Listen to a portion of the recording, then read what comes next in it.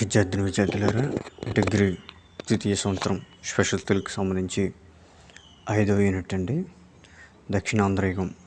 దీనిలో భాగంగా పద సాహిత్యం, శతక సాహిత్యం, వచనా సాహిత్యం, యక్షగానాల గురించి వీటి గురించి చెప్పడం జరుగుతుందండి. దీనిలో పద కవిత వైశిష్ట్యాన్ని తెలియజేయండి. పద కవిత్వం అంటే ఏంటి, దాని యొక్క విశిష్టత ఏంటి, దాని యొక్క విధానం గురించి చెప్పడం జరుగుతుందండి. వైశిష్ట్యం, దాని యొక్క గొప్పతనం ఉంటుంది. పద కవిత్వం యొక్క విధానం వైశిష్ట్యం ఏంటంటే, కవిత్వాన్ని సంగీతాన్ని కలగలిపిన యోగ్యమైన సాహిత్యాన్ని సృష్టించిన వారు పదకవులు.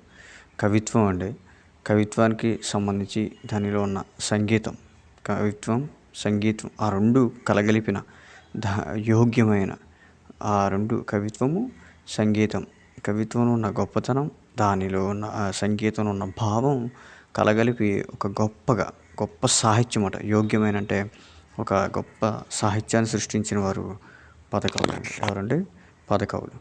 పదకవిత్వంలో భక్తి శృంగారాలు పరాకాష్ఠను అందుకునేవాటండి. ఈ పదకవిత్వంలోని భక్తి పరవశమైన శృంగారాలు, భక్తి శృంగారాలు పరాకాష్ఠ ఇంకా ఎంతో అద్భుతంగా మాట అండి. చాలా అద్భుతంగా ఉన్నాయని చెప్తున్నాను. పరాకాష్ఠను అందుకున్నాయి. పదం అంటే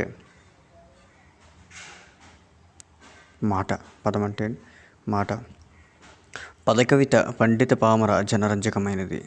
ఈ పదకవిత పండిత పామరులందరికీ జనరంజకమైందంటే అందరి ప్రజలకు అందరికీ ఆహ్లాదభరితమైంది, జనరంజకమైంది. దేశ కవితా రీతిలో మధుర కవిత రీతికి చెందినది పదకవిత పదం. సంగీత సాహిత్యాల సమ్మేళన రూపం. ఈ సంగీతానికి సాహిత్యానికి సమ్మేళన రూపం అంటే పదకవిత మాట. ఇందులో సాహిత్యాంశాన్ని ఏమంటారంటే వాక్కు అంటారన్నమాట. ఇందులో సాహిత్యాంశాన్ని వాక్కు అని, సంగీతాంశాన్ని గేయం అని అంటారు. సాహిత్యాంశాన్ని ఏమంటారంటే వాక్ అంటారు, సంగీతాంశాన్ని గేయం అని అంటారు. వాక్కు గేయాన్ని ఆలోచించగలవాడు, వాగ్గేయకారుని అర్థం. ఈ వాక్కు అంటే సాహిత్యాంశాన్ని గేయంగా ఆలోచించగలవాడు. అంటే ఈ సాహిత్యాంశాన్ని సంగీతంగా ఆలోచించగలవాడు వాగ్గేయకారుడు అని అర్థం.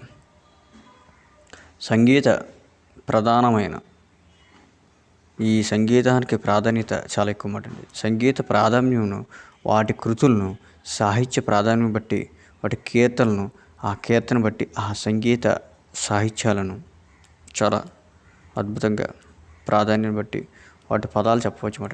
ఆ కీర్తనను బట్టి ఆ సంగీత సాహిత్య ప్రాధాన్యం బట్టి వాటిని పదములు చెప్పవచ్చు.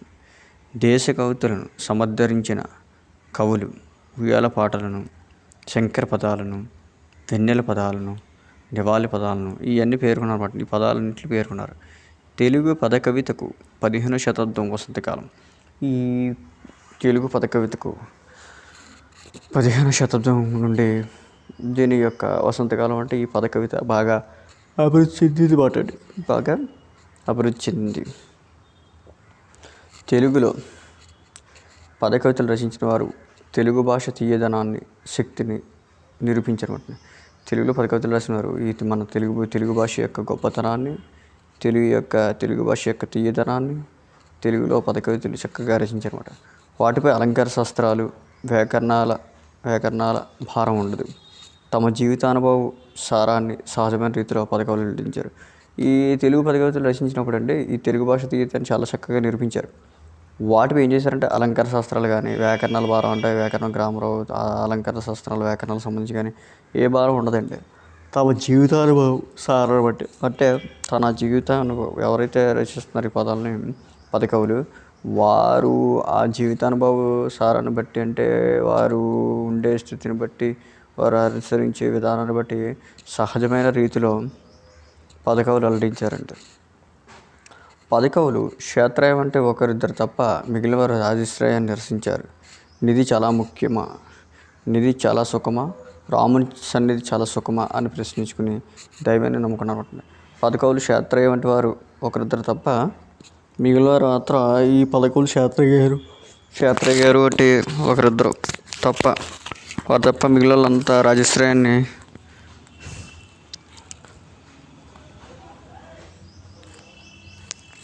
నిరసించారు. ఇది చాలా సుఖమా.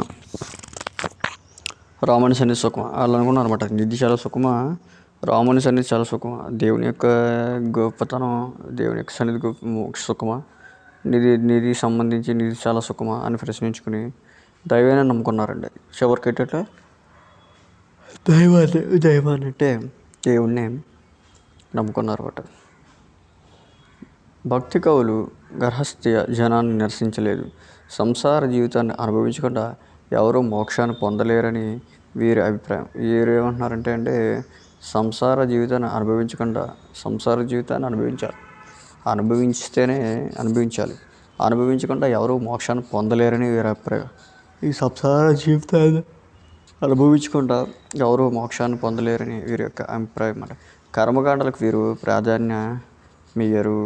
కుల భేదాలను తొలగించాలని ప్రబోధించారు. ఈ కుల భేదాలు ఉండకూడదు, వివక్షత ఇవన్నీ ఏర్పడుతుంది, లింగ సమానత్వం ఉండదు, కులాల మధ్య ఇవన్నీ చాలా ఇబ్బందికరం. ఈ కులాలు భేదాలను తొలగించాలని ప్రబోధించారన్నమాట.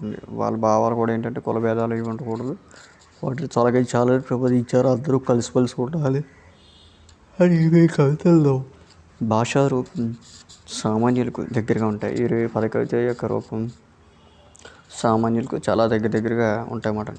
సామాన్య నోళ్ళల్లో మెదిలే పదప్రయోగాలే వీరి కవితల్లో కనిపిస్తాయి. వీరి యొక్క కవితలు ఎలా కనిపిస్తాయి అంటే సామాన్యుల నోళ్ళలో అంటే వారు మెదిలే సామాన్య నోళ్ళ మెదిలే అంటే సామాన్యులు కూడా చాలా చక్కగా చదువుతారన్నమాట. ఈ పదాలు ఈ పద కవితలు అన్నమాట వీరి కవిత్వాల్లోనే కనిపిస్తాయి.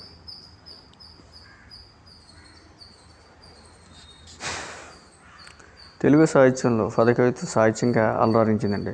తెలుగు సాహిత్యంలోనే పదకవిత్వం చాలా చక్కగా సాహిత్యంగా అలరారించింది. పద కవిత్వానికి దేశ కవిత్వం కూడా అంటారండి. ఈ పద కవిత్వాన్ని ఏమంటారంటే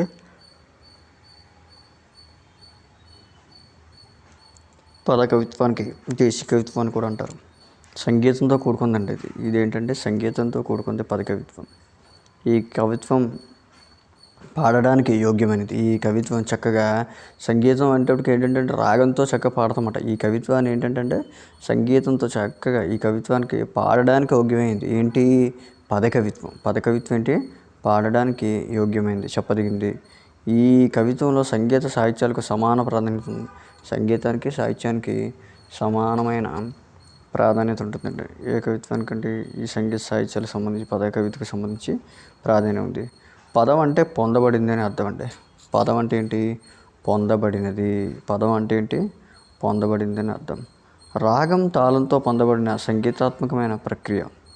రాగం తాళంతో పొందబడిన సంగీతాత్మకమైన ప్రక్రియ ఈ పద కవిత్వం అండి. ఈ సాహిత్య ప్రక్రియలో పదం, కృతులు, కీర్తనలు, పదములు సమానార్థకంగా ఉపయోగించబడతాయి. ఈ సాహిత్య ప్రక్రియలో ఏంటంటే ఈ సాహిత్య ప్రక్రియలోని ఈ పదము, కృతులు, దీని యొక్క కీర్తనలు, ఈ యొక్క పదాలు సమానార్థం కంటే సమానంగా ఉపయోగించబడతాయండి. దీనికి సంబంధించి 12వ శతాబ్దానికి సంబంధించి పాల్కురికి సోమనాథుడు మొట్టమొదట పదాల గురించి వివరించారండి. తర్వాత అన్నమయ్య కీర్తనలు అండి. ముఖ్యమైన ఏంటంటే అన్నమయ్య కీర్తన పట్టింది. దీనికి ఎక్కువ పద కవిత సాహిత్యానికి ఎక్కువ కృషి చేసింది అన్నమయ్య గారు. అందుకని ఆయన ఏంటంటే పద కవిత పితామహుడు అంటారు అన్నమయ్య గారిని. పద కవితకు పట్టాభిషేకం కట్టినవాడు అన్నమయ్య మటండి. అదేవిధంగా త్యాగేయ కృతులు, క్షేత్రయ, సారంగపాణి రాసిన పదాలుగా చెప్పుకుంటాం. మొట్టమొదటి పలుకూరు సోమన్న పదాల గురించి పేర్కొంటూ పేర్కొంటామటండి. ఎవరండి? పలుకూరు సోమన్న మొట్టమొదటి పదాల గురించి వివరించాడు. అన్నమయ్య కీర్తనలు, అలాగే త్యాగరుచి, క్షేత్రాలు, సారంగపాణి రాసిన పద్యాలు కూడా చెప్పుకుంటాం. మొట్టమొదటి ఎవరంటే పాల్కూరు సోమనాథుడి గురించి, అంటే ఆ సోమనాథుడి గారు పాల్కూరుకి సోమన్న పదాల గురించి పేర్కొంటూ నామ సంకీర్తనం తస్య సర్వపాప ప్రణాశనం అనేట్లు ఉంటుంది అన్నమాట. నామ సంకీర్తనం తస్య సర్వపాప ప్రణాశనం. ఈ సంకీర్తనలు, ఈ పదాలు ఇవన్నీ చాలా అద్భుతంగా ఉంటాయి. వీటిని వింటుంటే సర్వపాపాలు ప్రణాశనం అన్నట్లుగా ఉంటాయి. అంటే పద కవిత్వంలో ఎక్కువ భక్తి తత్పరత ఉంటుందండి. ఏంటంటే అండి ఎక్కువ భక్తికి సంబంధించింది ఉంటుంది. అదే అందుకనే మనం ముందు చెప్పుకున్న భక్తి శృంగారాల గురించి. భక్తి పరవశమే. చాలా భక్తి శృంగారం అంటే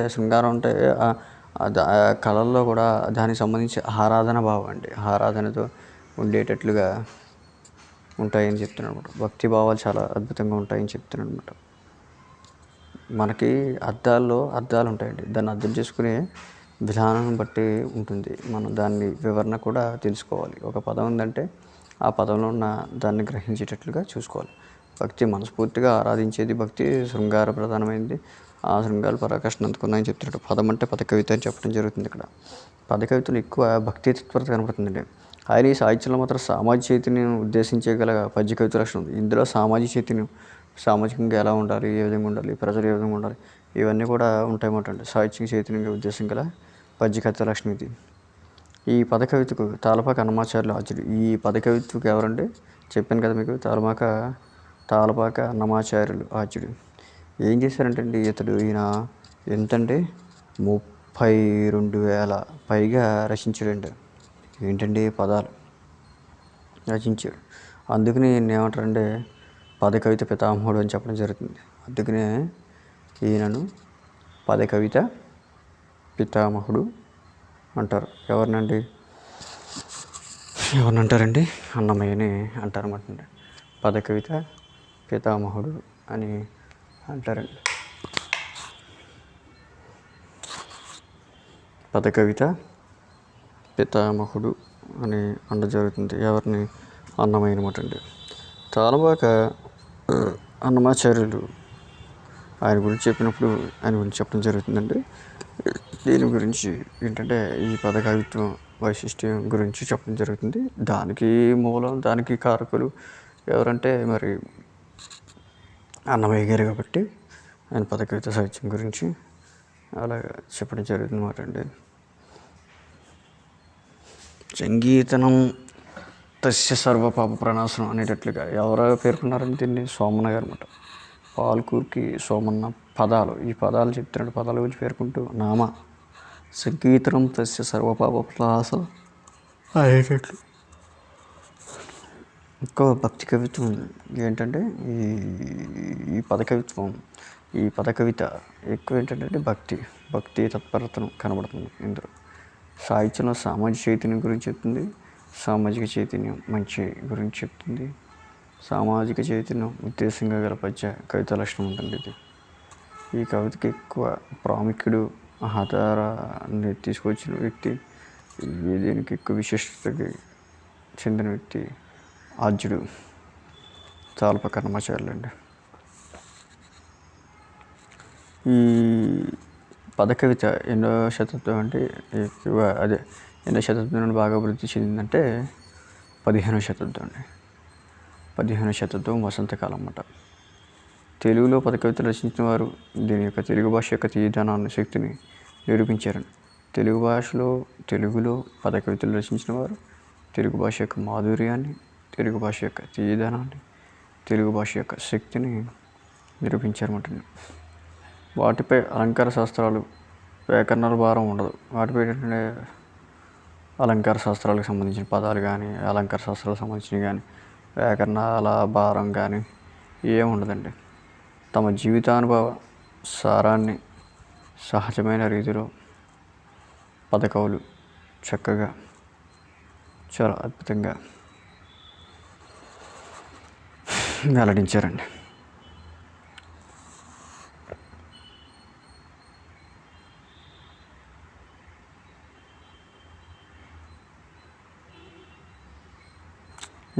దీనిలో కూడా పదకవులు క్షేత్రం అంటే ఒకరిద్దరు తప్ప మిగిలిన వారంతా రాజశ్రేయాన్ని అనుసరించారు, దాన్ని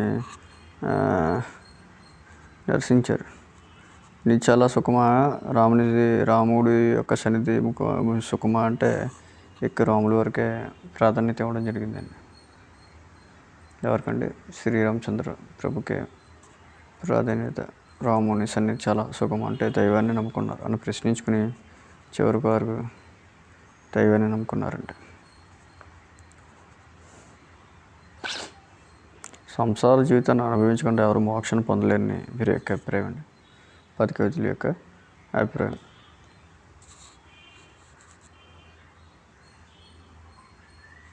అదేవిధంగా తర్వాత కర్మకాండలకు ప్రాధాన్యం వేరు.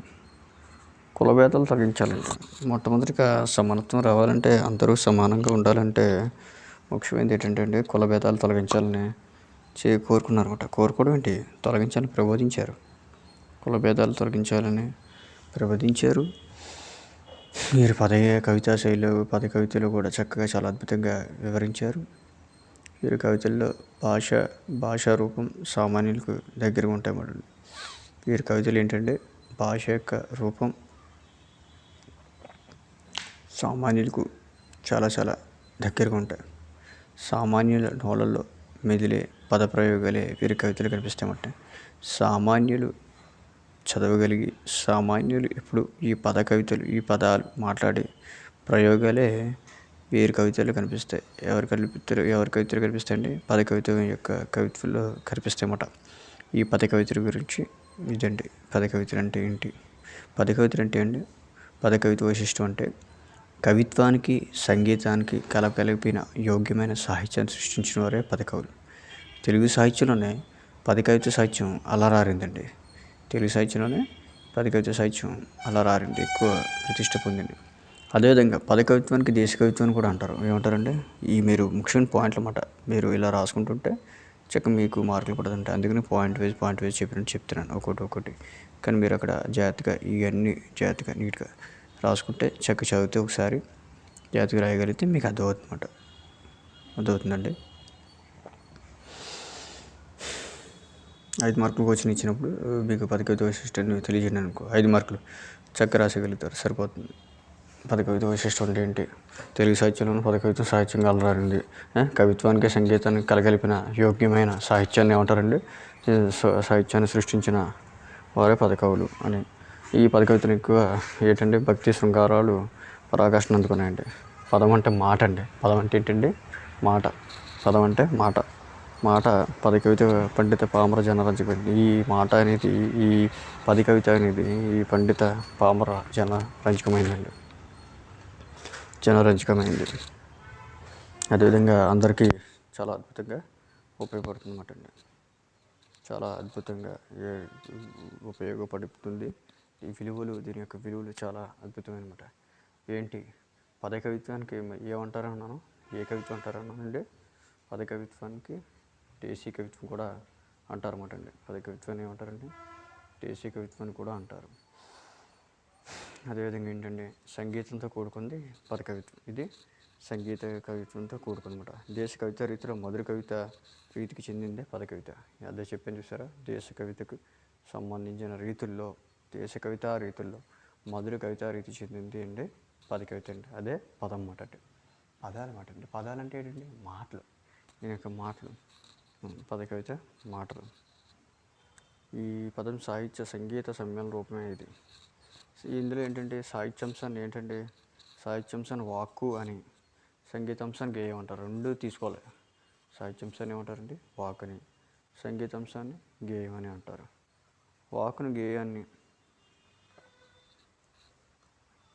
దాని గురించి ఆలోచించగలిగిన వాడే వాగ్గేయకారుడు అని అర్థం అంటారు. వాక్కు గేయాన్ని. వాక్ అంటే ఏంటి? వాక్ అంటే సాహిత్యం, గేయం అంటే సంగీతం. వాక్ అంటే ఏంటి?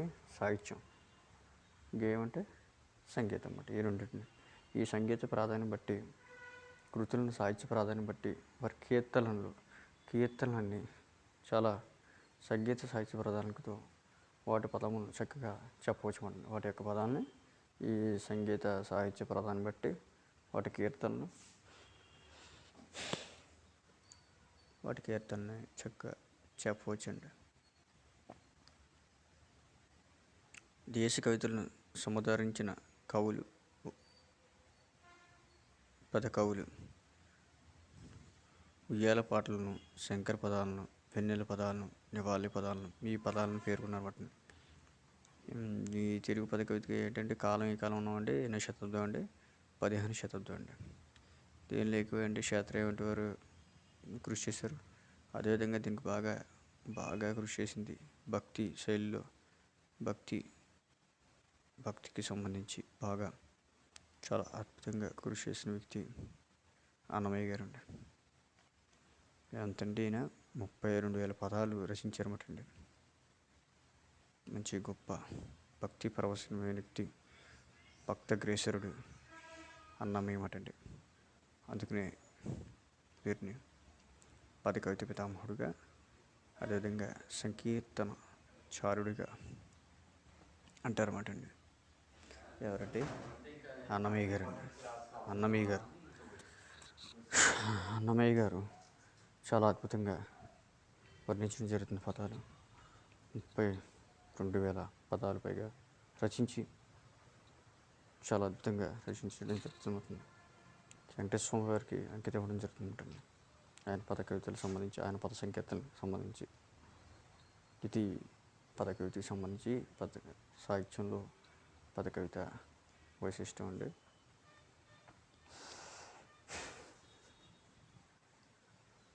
నిజాతులారా, పద కవిత్వానికి దేశ కవిత్వం కూడా అంటారు. సంగీతంతో కూడిందే ఈ పద కవిత్వంగా చెప్పవచ్చు అండి.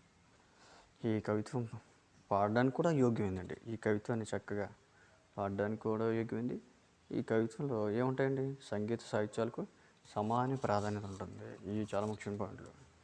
ఏముంటుందంటే అండి, ఈ కవిత్వంలో సంగీత సాహిత్యాలకు సమాన ప్రాధాన్యత ఉంది. పదం అంటే పొందబడినది అని అర్థం అండి. పదం అంటే ఏంటండి, పదం అంటే పొందబడింది అని అర్థం. ఇది గుర్తించుకోవాలి చాలా జాగ్రత్తగా. పదం అంటే ఏంటి, పొందబడింది అని అర్థం. రాగం తాళంతో పొందబడిన ప్రక్రియలో పదం, కృతులు, కీర్తనలు, పదములు ఇవన్నీ ఏముంటాయంటే సమానార్థకంగా ఉంటాయి. సమానార్థకంగా ఉపయోగించబడుతున్నాయి. దీనికి సంబంధించి అన్ని పదాలు సమానంగా ఉంటాయి. అదేవిధంగా ఈ సమానార్థకంగా ఉపయోగించబడుతూ ఉంటుంది. ఈ పద సాహిత్యంలో తెలుగులో పద కవితలు రచించిన వారు తెలుగు భాష యొక్క తీయదనాన్ని, శక్తిని నిరూపించారన్నమాట అండి. అదేవిధంగా వాటిపై అలంకార శాస్త్రాలు, వ్యాకరణంశాల భారం కూడా ఉండదండి. తమ జీవితానుభవ సారాన్ని సహజమైన రీతిలో పద కవులు వెల్లడించారండి. సహజమైన రీతిలో వెల్లడించడం జరుగుతుందండి. సంసార జీవితాన్ని అనుభవించకుండా ఎవరు మోక్షాన్ని పొందలేరు అనేది వీరి అభిప్రాయం. మొట్టమొదటి అభిప్రాయం ఏంటంటే అండి, సంసార జీవితాన్ని అనుభవించుకుంటే ఎవరు దీన్ని మోక్షాన్ని పొందలేరని అభిప్రాయం. అదేవిధంగా కర్మకాండలకు వీరు ప్రాధాన్యం ఇయ్యరు. కులభేదాలు మాత్రం తొలగించాలని ప్రబోధించారు. కులభేదాలు మాత్రం తొలగించాలని ప్రబోధించారు. వీరి కవితల్లో భాష, రూపం సామాన్యులకు దగ్గర ఉంటాయండి. వీరి కవితల్లో ఏంటంటే, ఈ పద కవితల్లో భాషా రూపాలు సామాన్యులకు చాలా దగ్గరగా ఉంటాయి. సామాన్యుల నోళ్ళలో మెదిలే పద ప్రయోగాలు వీరి కవితల్లో బాగా కనిపిస్తాయి. వాక్ అంటే ఏం చెప్పానండి, సాహిత్యాంశం. గేయం అంటే సంగీతం. ఈ సాహిత్యాంశాన్ని వాక్ అని, సంగీతాంశాన్ని గేయం అని అంటారు. వాగ్గేయానికి నిర్మించిన వాగ్గీకరణ అర్థం అన్నమాట. సంగీత ప్రాధాన్యం వాటి కృతులను, సాహిత్య ప్రధానం వాటి కీర్తనలు, సంగీత సాహిత్య ప్రాధాన్యం ఉన్న వాటిని పదములను చెప్పవచ్చండి. ఈ విధంగా చెప్పడం జరుగుతుందండి.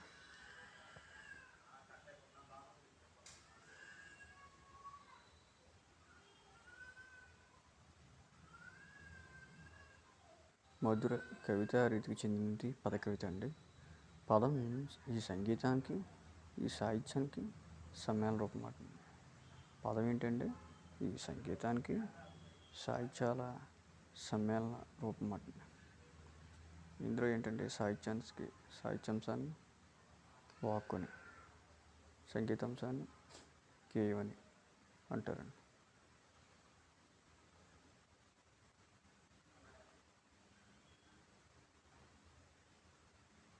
ఏంటంటే పద కవిత్వాన్ని కూడా దేశ కవిత్వం అని కూడా అంటారు. ఈ పద కవిత్వానికి దేశ కవిత్వం కూడా అంటారు. సంగీతంతో కూడింది పద కవిత్వం కూడా అంటారు అన్నమాట. ఈ కవిత్వానికి సంబంధించి ఈ కవిత్వంలో సంగీత సాహిత్యాలకు సమాన ప్రాధాన్యత ఉంటుంది. ఇదండి విద్యార్థులారా, మీరు ఒకసారి చదవండి, ఎప్పటికప్పుడు చదువుతుండండి. దీనిలో పాయింట్స్ ఏమన్నా చెప్పడం జరిగింది. ఆ పాయింట్లన్నీ ముఖ్యమని చదివితే సరిపోతుంది. పద కవిత వైశిష్టం గురించి తెలియజేయడం జరిగింది. అదేవిధంగా శతక సాహిత్యాలు, వచన సాహిత్యాలు, యక్షగానాలు వీటి గురించి కూడా చెప్పడం జరుగుతుంది. అదేవిధంగా దీనికి సంబంధించి తర్వాత అన్నమయ్య పద సంకీర్తన విశేషాల గురించి వివరించడం జరుగుతుందండి. ఇప్పటికప్పుడు చదవండి.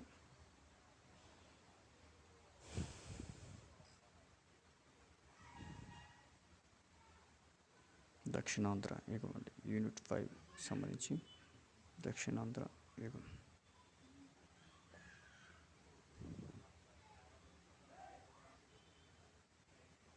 వీరికి ఏంటంటే అండి, ఈ పద కవితని సంబంధించి కుల భేదాలు తొలగించాలని ప్రబోధించారండి.